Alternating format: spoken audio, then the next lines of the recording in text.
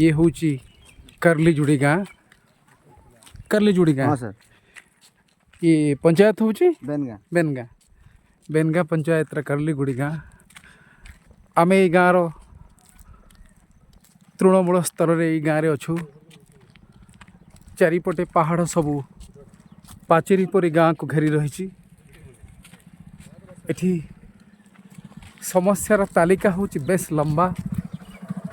सरकार योजना रही सरकार पर सरकार बदलुची नुआ संभावना नुआ स्वप्न लोकमान का आखिरे भरी दिया जाउची किंतु तृणमूल स्तर रे विकासर चित्र धीरे धीरे बदलुथिले भी ताहा संतोषजनक नुहे एठी आम पानी टांकी पाखे अच्छू ये पानी टांकी तैयारी करा जाइथिला लोकमानकर पानीय जलर समस्या समाधान हब एठी विद्युत खुंट अच्छी किंतु ग्रामवासी माने कहती एठी लाइन जलुनी ये जो खुंट अच्छी एठी लाइन जलुची नाइ सर केबेट खुंट पड़िची हेला नाइ गोटे 8 वर्ष हेला ना जे कमाटा दियाई करी 8 वर्ष प्राय हेलानी बाकी हो नाइ 8 वर्ष लानी खुंट पड़िची किंतु लाइन जलुनी लाइन जलु नाइ तो खुंट काहे की पड़िची एटा करंट ए हवा लागि आज्ञा केनता करंट तो आसु नाइ आपण ए बाबद रे आपणकर पंचायत रे जे मुखिया ताको जणाइछन हां आज्ञा जणाइछु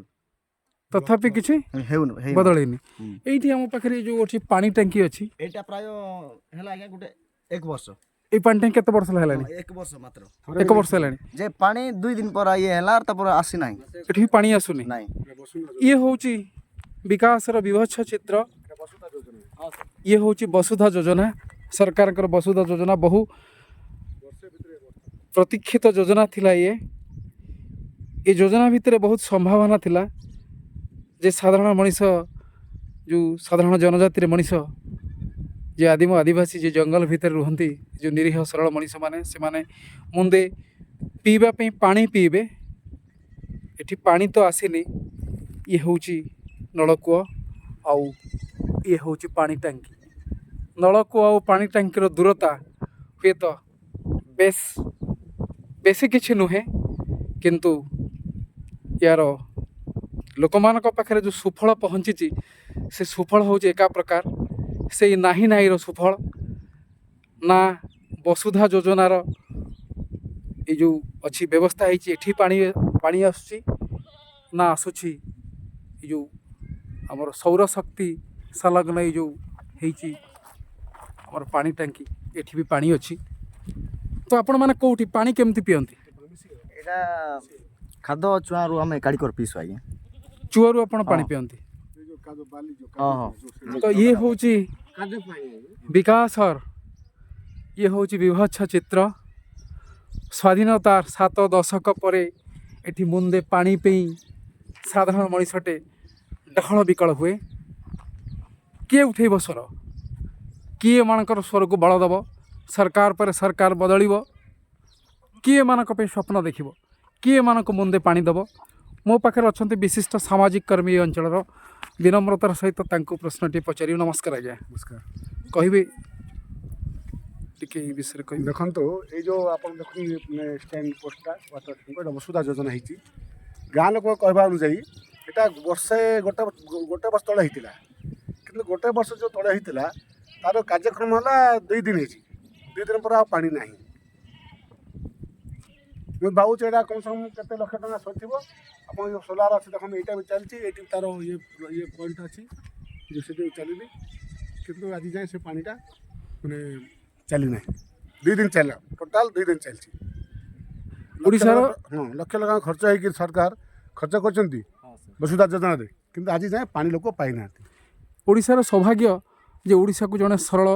निरीह मुख्यमंत्री मिली एवं सी होती आदिम आदिवासी संप्रदायर सी भी जड़े आदिवासी संप्रदायर मुख्यमंत्री आम अनुरोध करूँ जे तृणमूल स्तर जो समस्या अच्छी ये समस्या खाली गोटे गाँव नुह एमि अनेक गाँ थे जो सरकार योजना सुफल पहुँची पारुनी से साधारण मनीषटी पाखे से निरीह मनीषटी पाखे से माने आज भी मुंदे पानी पे डहल विकल होती आग को आस प्रबल ग्रीष्म ଏ ଫେବୃଆରୀ ମାସରେ ମଧ୍ୟ ଏଠି ପ୍ରବଳ ଗ୍ରୀଷ୍ମ ଅନୁଭୂତ ହେଉଥିଲା ବେଳେ ଯେଉଁ ଆଗାମୀ ଗ୍ରୀଷ୍ମକୁ ସେମାନେ କେମିତି ସମ୍ମୁଖୀନ ହେବେ, ନା ଅଛି ପାଣି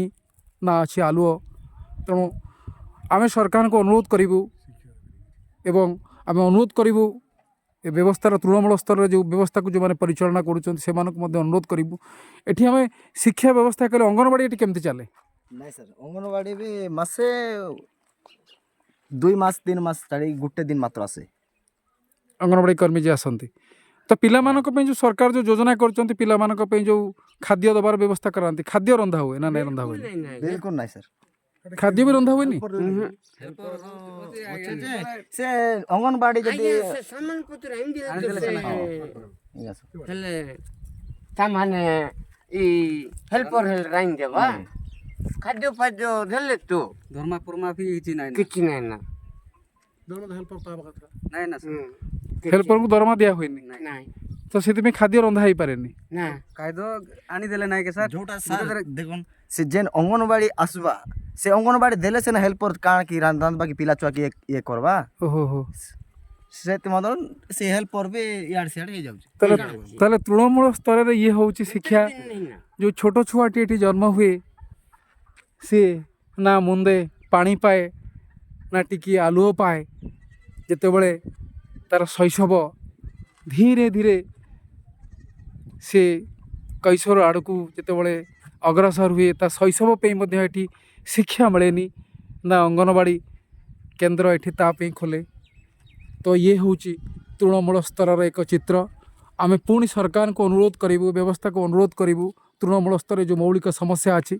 ତାକୁ ସମାଧାନ କରିବେ ଏବଂ ଆଶା କରିବୁ ଏଇ ଗ୍ରୀଷ୍ମ ପୂର୍ବରୁ ଅନ୍ତତଃ ପାଣିର ସମସ୍ୟା ସମାଧାନ ହୋଇଯିବ, ଆଲୁଅର ସମସ୍ୟା ସମାଧାନ ହୋଇଯିବ।